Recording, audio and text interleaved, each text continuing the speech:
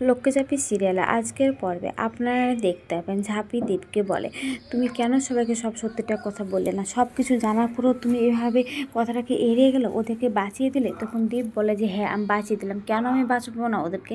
ওরা আমার সব থেকে কাছে মানুষ, তোর থেকে ওরা আমার কাছে আপন, তাহলে আমি কেন ওদেরকে বলবো না? তখন বলে, আর তুই যে বারবার বলছিস যে ওরা হচ্ছে কি যে ওতে বিষ মিশিয়েছে, আমি কি তোদেরকে একবারও বলেছি যে বিষ মিশিয়েছি? কিছু না জেনে শুনে তুই পুলিশ ডেকে নিয়ে চলে আসলি। তখন ঝাঁপি বলে, বিষ মিশাইনি তো কী মিশিয়েছে? তাহলে তুমি বারবার করে একই কথা বলছো, মিশাইনি। তখন দীপ ভাবতে থাকে যে রনিত আর ইনকা তো বলছিল, ইনকা রনিতকে জিজ্ঞাসা করছে, আচ্ছা তাহলে তুমি ওটাতে কী মিশা লাগো? তখন রনিত বলে, ওটাতে ঝোলা মিশিয়েছি, বরযাত্রীর লোকেরা ওইসব মাংস খেয়ে না ওদের পেট খারাপ হয়ে যাবে, আর ঝাঁপি তখন দফা রফা করে দেবে, এসব বলে। তখন বলে, হ্যাঁ এটা ঠিক যে ওটা মিশিয়ে ওরা ভুল করেছে, অন্যায় করেছে, ভালো মার বিজনেস নষ্ট করতে চেয়েছিল, কিন্তু আমি বলবো না কো। তখন ঝাঁপি বলে, তুমি বলবে না কেন? তুমি বলবে না কো? তখন দীপ বলে, তুই বারবার করে আমার কাছে বইয়ের অধিকার ফলাতে আসছিস, তুই কে রে? আমি তোকে বলিনি তুই বারবার করে বইয়ের অধিকার ফলাতে আসবি না? তখন ঝাঁপি বলে, তাই না? ঠিক একদিন বিপদে পড়বে, সেদিন আমার কথা ঠিক তাড়াতাড়ি মনে পড়বে, আর সেদিনের অপেক্ষায় আমিও বসে আছি। আর তুমি যে রনিতটা, হ্যাঁ আজ ওর কথাতে বিশ্বাস করে নিলা, আর ওর কথাতে তুমি বেঁচেও গেলে, হ্যাঁ। আর এই ইনকা দি, তোমাকেও বলছি, তোমাকে এবার যদি সুযোগ পায় তোমাকে কেটে কুটি কুটি করবো, হ্যাঁ তুমি এটা মাথায় রাখো। বলে ঝাঁপে সেখান থেকে রেগে তাড়াহুড়া করে বেরিয়ে যায়। আর তখন ইনকা দ্বীপের কাছে আসে, আর তখন দ্বীপ ইনকাকে বলে, আবার তুমি কথা বলতে আসছো? তোমার একবারও কি মানুষ মন নাই? তুমি কেন এরকম করতে গেলে? আর রনিত, তুই তোদের এ ব্রেন এই কোয়ালিটি নিয়ে তুই আমার বিজনেসে জব করতে শুরু করেছিস? আমার বিশ্বাস করতে তোদেরকে ঘৃণা করছে সত্যিকারে। বিশ্বাস করা মনে হয়েছে যে কি তোদেরকে আমি থাপড়ে সোজা করে দিই। আমি যদি একবার পুলিশের সামনে মুখ খুলতাম না, তোদেরকে হিড় করে টানতে টানতে নিয়ে চলে যেত। তখন ওর ভালো মা বলে, দীপ তুই কিন্তু খুব অন্যায় করেছিস ঝাঁপির বিরুদ্ধে কথা বলে। ঝাঁপি আমার জন্য এত কিছু করলো, আর তুই মেয়েটাকে রেগে বকাবকি করলি কেন? তুই করলি? তুই যদি আমাকে সত্যি ভালোবেসে থাকিস তাহলে রনিতের মুখে তুই জুতো মারতে কেন, তোর ওই শাস্তি দেওয়া হবে, এসব বলে। তখন ইনকাকে বলে, শোনো ইনকা, তোমাকে বারবার করে বলেছিলাম যে একটা মেয়ে বিজনেস করছে, তার কাছে যেও না, তার বিজনেসে কোনো কিছু কাটিবাড়ি করো না, আর তুমি করলে। তখন রনিত বলে, দীপ শোন সরি। তখন আবার তুই সরি বলছিস? এত কথা কোথায় থেকে আসছে রে তোদের? বলে সেখান থেকে দীপ চলে যায়। আর ইনিকা দাঁড়িয়ে ভাবতে থাকে, আমাকে তোমার জন্য এত কিছু শুনতে হলো তো? ঠিক আছে, আমি তোমার শেষ অবধি দেখবো। এবার তো ঝোলাপ মিশিয়েছিলাম, এরপর এবার বিষ মিশিয়েবো, তুমি দেখিনো, এসব কথা বলে। তখন ইনকাকে রনিত মা বলে, শোনো আমার ছেলেটা না খুব সাদাসিধে ছিল গো, শুধুমাত্র তোমার পাল্লায় পড়ে না এরকম হয়ে গেছে, তোমাকে আমি যেন কখনো না দেখি ওর সামনে। তখন ইনকা মনে মনে বলে, তোমার ছেলেকে তুমি নিজেই চিনো না গো, তোমার ছেলে কী জিনিস শুধুমাত্র আমি জানি, এসব বলে। অন্যদিকে দেখা যায় ঝাঁপিকে নিয়ে কাঁসার চুন্নি খুব হাসাহাসি করে, আর বলে, কিরে ঝাঁপি বিয়ে বাড়িতে কী হয়েছিল বল একবার। তখন বলে, কিছু তুমি যদি শুনো না সবটা, তাহলে তো ওই কথাটা বাদ দিয়ে ওই কথাটা তোমার মাথা ঘুরে যাবে। তখন ঝাঁপি সব কিছু বলতে থাকে, ওদের খাবারে সব কিছু উল্টোপাল্টা মেশালে এইসব কথা। ঠিক তখনই দীপের মা কার সঙ্গে কথা বলছে, আর বলে, একটা যদি কীর্তন পাও সেই কীর্তনটা নিয়ে সারা জীবন থেকে যেতে ইচ্ছা করে নাকি, এসব বলে। তখন দীপ আসে আর এসে বলে, মা এক গ্লাস জল দাও। তখন ওর মা বলে, ঠিক আছে দিচ্ছি, বস এখানে। তখন বলে, ঠিক আছে ঝাঁপি বল, কিছু কি হয়েছে না হয়েছে। আর দেখছিস তো দাদা ভাইকে দেখে মনে হচ্ছে তোর দিকে সাপোর্ট না করুক এটা ঠিক, কিন্তু ওদেরকে খুব বকাবকি করেছে। তুই এক কাজ কর, ভালো মাকে ফোন কর, তাহলে সব কিছু জানতে পারবো কী হয়েছে। তখন ঝাঁপি বলে, হ্যাঁ ওদের ব্যাপারে একটু খোঁজখবর নিলেই হয়, বলে ফোন করতে যাবে। ঠিক তখনই দুটো লোক আসে একটা ক্লাব থেকে, আর এসে দীপ্তান্ত সরকার বলে ডাকে। তখন দীপ সামনে এসে বলে, আপনাদেরকে একটা ক্লাব থেকে অ্যাওয়ার্ড দেওয়া যাবে, তাই আপনাদেরকে ইনভিটেশন কার্ড দিতে এসেছে, আপনাকে আর ইনকাকে। তখন বলে, তাই নাকি? তো হ্যাঁ, ওখানকার অনেকগুলো ক্যাটাগরি আছে, ভালো যারা সমাজসেবা করে, ভালো বিজনেস করে। এখনকার যুগে কজন বাইরে পড়াশোনা করতে গিয়ে আর গ্রামে ফিরে এসছে বলুন? কিন্তু আপনি তো তবু এসেছেন, এখানে এসে সবাইকে জব দিয়েছেন, কাজ দিচ্ছেন, এসব বলে।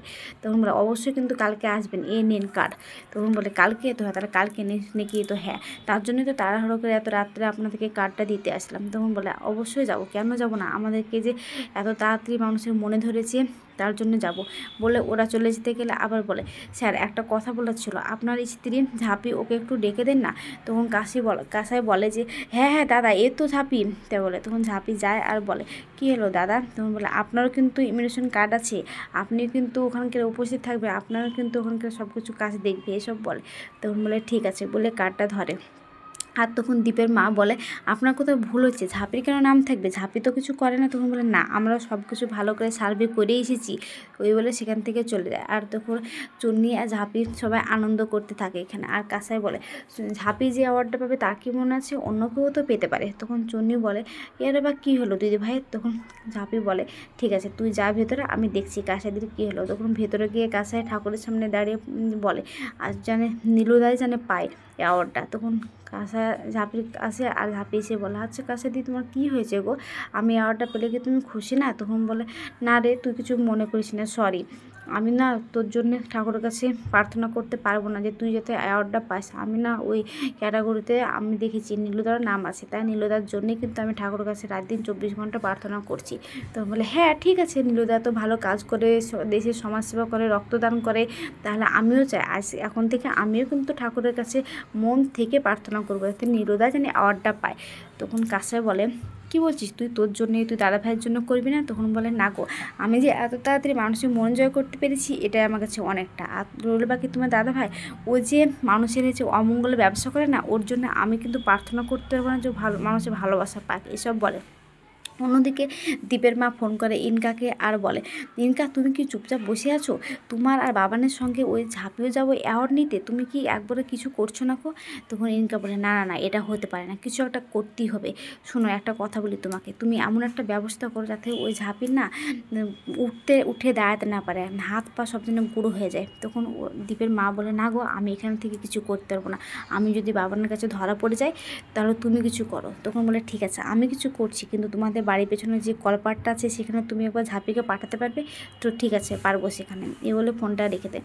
অন্যদিকে ঝাঁপি আর কাসাই ওখানকার খুব এক্সাইটেড, সব কাসাই একদম রেডি হবে বলে জামা কাপড় সব বের করেছে আর একটা একটা করে ঝাঁপিকে দেখাচ্ছে আর বলছে দেখ তো ঝাঁপি কোন জামাটা পরবো, যতই হোক না কেন নীলুর বাড়ির সবাই আসবে ওখানে, একটু ভালোভাবে না গেলে হয়? তখন কাসাই ঝাঁপি বলে হ্যাঁ ঠিকই তো বলেছো, যতই হোক শ্বশুরবাড়ির লোক, তোমাকে তো ভালোভাবে যেতেই হবে। ঠিক তখনই দীপ সেখানে আসে আর বলে কাসাই কাসাই করে ডাকতে থাকে। তখন কাসাই ভাবে দাদাভাইকে সব শুনে নিল, তখন কাসাই আর ঝাঁপি চুপচাপ দাঁড়িয়ে থাকে। তখন দীপ এসে বলে সুসুতো আছে? তখন বলে হ্যাঁ হ্যাঁ আছে, এক্ষুনি এনে দিচ্ছি বলে এনে দেয়। তখন ঝাঁপি বলে সুসুতো দিয়ে সেলাই করতে পারবে নাকি, রান্না করার মতো এটাও শিখে এসেছো বিদেশ থেকে? তখন বলে আমি নিজের কাজটা নিজেই করে ফেলবো। তখন বলে তোমার তো ওই চোখ দিয়ে তো মানুষ চেনার ক্ষমতা নেই, তাহলে কি তুমি সূচে সুতো পড়তে পারবে? যদি না পারো আমাকে জানিও, আমি অবশ্যই কাজটা করে দেবো, এসব বলে। এদিকে ওরা দুজনে জামা কাপড় সব সিলেক্ট করে পরার জন্য। তখনই দীপের মা আসে আর বলে শুধু খাচ্ছিস আর রামডাম ঘুরে বেড়াচ্ছিস, কাজের মেয়েটা আসেনি, কলপাড়ে যে বাসনগুলো আছে সেগুলো তো মাজতে পারিস নাকি? তখন কাসাই বলে আচ্ছা এতদিন ধরে ওকে কাজ করতে দিলে না, আর এক জায়গায় বেরোতে দেখেছো আর তোমার কাজে দেওয়ার কথা মনে পড়ে গেলো? আমিও তো রামডাম খাই আর গিরি গো, আমি যাই তাহলে বাসনগুলো মেজে দিয়েছি। তখন ঝাঁপি বলে না গো কাসাই দিদি, এ তো কটা বাসন, আমি যাবো আর মাজবো চলে আসবো। তখন বলে ঠিক আছে বলে সেখান থেকে চলে যায়। তো এদিকে দেখা যায় যে ইনকা চলে এসেছে কলপাড়ে আর এসে সাবানগুলো জল ফেলতে যাবে, ঠিক তখনই দীপের বাবা এসে বাথরুমের ভিতরে ঢুকে পড়ে আর বলে আমার ব্রাশ আর কলগেটটা কোথায়? তখন বলে এই তো ব্রাশ আর কলগেট বলে সেখানে নেয় আর বলে দাড়িটা তো হয়েছে, একটু দাড়িটা ফ্রেশ করে নিয়ে এ ভাবতে থাকে। ঠিক তখনই সেখানে দীপের মা আসে আর বলে তুমি এখানে কি করছো? তো এখানে স্নান করবো, দাড়ি কাটবো আর ব্রাশ করবো। তখন বলে নিজের বাথরুমে যাও না, এখানে কি করছো? এখানে এখনই ঝাঁপি বাসন মাজতে আসবে বলে সেখান থেকে ওকে তাড়িয়ে দেয়। আর তখন দীপ সেখানে তখন ইনকা ওখান থেকে বেরিয়ে যে ওর গায়ে হাত দেবে চিৎকার করে ওঠে। তখন বলে আন্টি তুমি একটু চুপ করো। এদিকে ইনকা সব কিছু ব্যবস্থা করে ওখানে সাবানগুলো জলটা ফেলে দেয় আর সেখানে আসে ঝাঁপি আর আস্তে আস্তে পা স্লিপ করে পড়ে যায়। আর তখন ঘরের ভিতর নিয়ে গেলে ডাক্তারকে দেখায় আর ডাক্তারে বলে যে আজকে উঠতে পারবে না। তখন কাসাই বলে কিন্তু এখন যেন একটা প্রোগ্রাম আছে ওকে যেতেই হবে, কিন্তু কি করব এখন, এই কাজ তো সব কিছু মাই করেছে নাকি? তখন দীপ আসে তুই কী করে জানলি? তো আমি জানি। আজকের পর্বটা কেমন হয়েছে, ভালো লাগলে কমেন্ট শেয়ার সাবস্ক্রাইব করবেন।